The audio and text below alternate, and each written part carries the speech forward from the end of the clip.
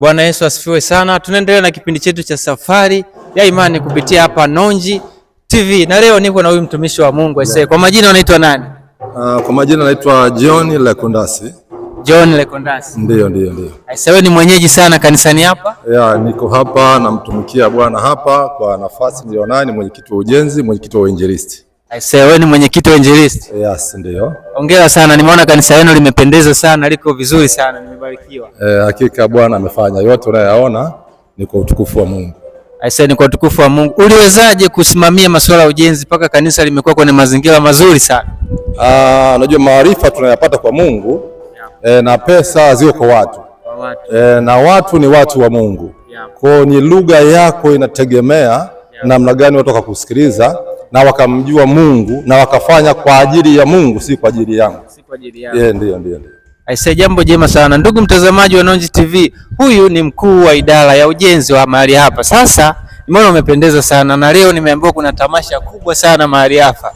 Je, unazungumzia nini kuhusiana na tamasha la leo? Kuna kitu gani mmewaandalia wageni ambao wanafika mahali hapa? Wageni wa kwanza ni nyewe wenyewe. Yes. Kwanza tunafurahi kuona Nonji TV wamefika hapa. Yes. Wanafanyika baraka. Amina. Na wenyewe wanahubiri injili pamoja na sisi. Maana bila tumetumwa ulimwenguni mote kuihubiri injili. Na ndio maana Mungu akawapa watu maarifa mengi. Kuna TV, kuna radio, kuna media mbalimbali. Moja wapo ni nyie tunahubiri pamoja na sisi. Na niseme tu tuko hapa kwa kusudi la Mungu. Na nikiendelea mbele nizungumze kwa habari ya tamasha la leo. Tamasha la leo tumeandaa tamasha kubwa kabisa la kusifu na kuabudu. Hatuna dhehebu. Sisi tunashirikiana wote wanaompenda Mungu, kwa sababu Kristo mwenyewe hana dini, hana dhehebu. Kwa hiyo Kristo ni Kristo, na Wakristo wote tunawaalika, na wasiokuwa Wakristo pia tunawaalika, ili wajue kusudi la Mungu chini ya jua, maana amewafia wote, watu wa kila kabila na watu wa kila lugha. Kwa hiyo tunawakaribisha wote, na Monji imekuwa sababu ya siku kuwafikia watu wengi. Hata wanaesikia saa hizi ni nyinyi mmefanya kwa sababu. Kwa hiyo tunahubiri pamoja nanyi, na Mungu awabariki sana.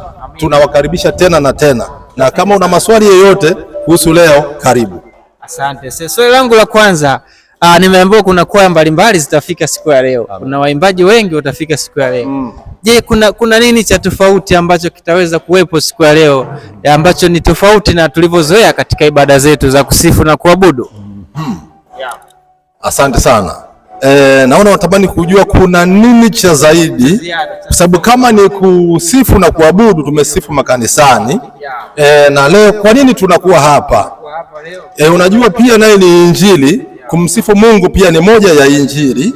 Maana Biblia inasema Paulo na Sila walipokuwa magerezani, wanasema walisifu mpaka milango ya gereza ikafunguka. Maana kupitia Paulo na Sila watu wengi walifunguliwa kupitia sifa. Kwa tunaamini hata leo kuna watu watafunguliwa kupitia sifa. Tutasifu, tutaabudu, na watu wengi watapokea uponyaji, watafunguliwa, watabarikiwa. Kwa hiyo tuko hapa tukitimiza mpango wa Mungu leo.